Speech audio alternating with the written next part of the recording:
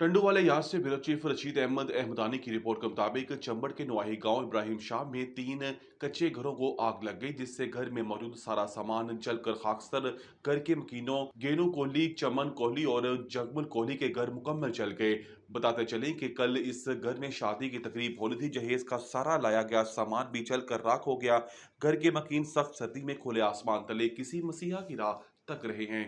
कोई बड़ी गयो ना કોઈ બળી ગયું हाँ ये लागे ही कम करे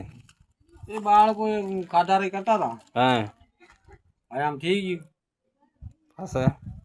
બળી હોય ક્યાંય નીકળ્યું ક્યાંય ને નામ ને નીરી બસ હંદ બંધ સબ મને ગોટરો સેમોન હતો हमारी दावत का सा हुआ ना મારે દાવત છે हाँ મહેમાન આણ્યા છે કા છે ને हाँ पया बया आता मोय પયા હતા पया कता आता मोय પયા કેને રાખ્યા તા લઈ કરતા હતા हाँ શાદી નું સેમોન આ બધું પયું બયું હોય આ તો हाँ मोय होय जो गोटरो श्यामल होय या मोय હતો ना કપડા બપડા બધા આયા हाँ